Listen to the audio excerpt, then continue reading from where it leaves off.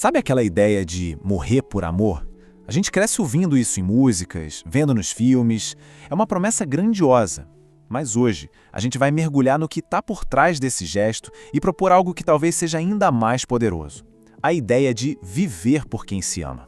Essa é a declaração romântica definitiva, não é? Do cinema à literatura, essa frase parece o ápice da devoção. É um sacrifício final, um ato de heroísmo que ninguém questiona. E por ser tão absoluto, carrega um peso emocional gigantesco. Mas e se a gente virasse essa lógica de cabeça para baixo? E se a pergunta mais importante não for sobre o ato final, mas sobre o dia a dia? A gente viveria por essa pessoa? Porque morrer é um evento único, definitivo. Agora, viver é uma escolha diária, constante e, nossa, infinitamente mais complexa.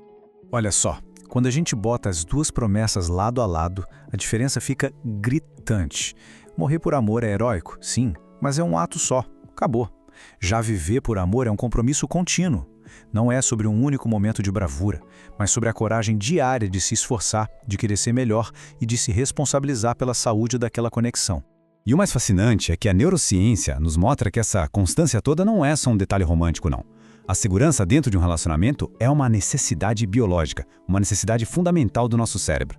A psicóloga Sue Johnson tem um nome para isso: garantia de afeto. Na prática, isso é aquela certeza lá no fundo de que a outra pessoa vai estar ali para apoiar nos momentos difíceis. É saber que mesmo depois de uma briga, a conexão continua ali, sabe? É a confiança de que o apoio não tem condições.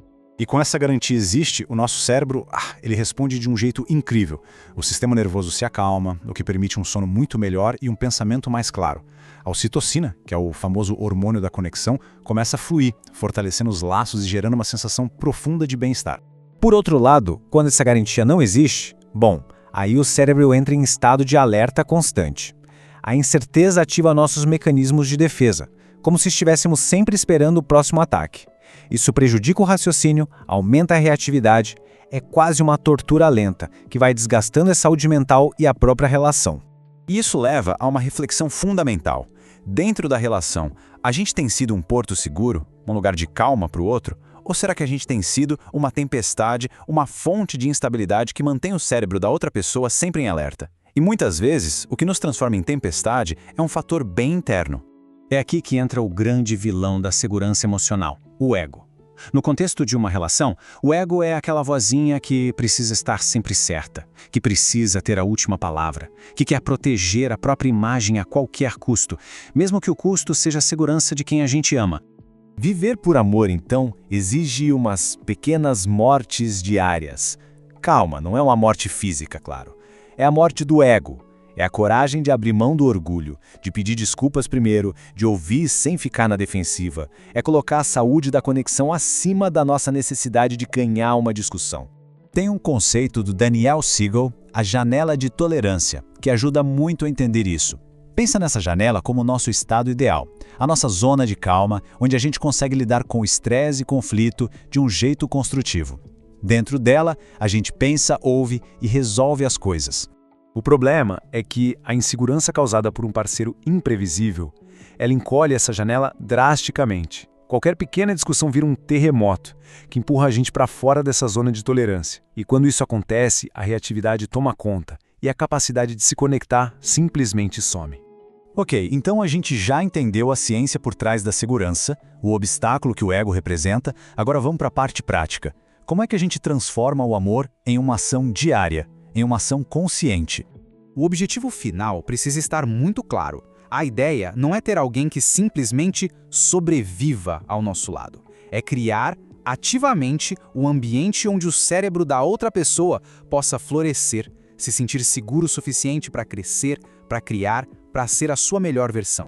Para isso, aqui estão 3 exercícios bem concretos que podem começar a mudar a dinâmica de qualquer relacionamento, tirando a gente da teoria e levando para a prática do viver por amor. O primeiro é a pergunta que cura, e ela exige coragem, viu? É perguntar: o que eu faço, talvez sem nem perceber, que faz com que seja difícil para você se sentir em segurança comigo? E a parte mais crucial é só ouvir a resposta. Não é para se defender nem para se explicar, é para compreender.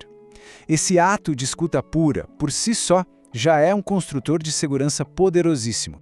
O segundo exercício é a morte do ego em microdoses. Antes de reagir numa discussão, antes de soltar aquela resposta atravessada, a proposta é parar e respirar fundo 3 vezes. Esse gesto simples ajuda o cérebro a sair do piloto automático da reação e ativar o nosso lado mais consciente. É um pequeno sacrifício que previne feridas emocionais enormes. E o terceiro, um gesto por dia. Aquela garantia de afeto não é construída com grandes declarações, mas com pequenos atos consistentes. Um café na cama, uma mensagem de apoio no meio de um dia caótico, ou talvez o mais raro e valioso hoje em dia, deixar o celular de lado para ouvir de verdade como foi o dia da pessoa. No fim das contas, a escolha não é entre heroísmo e covardia.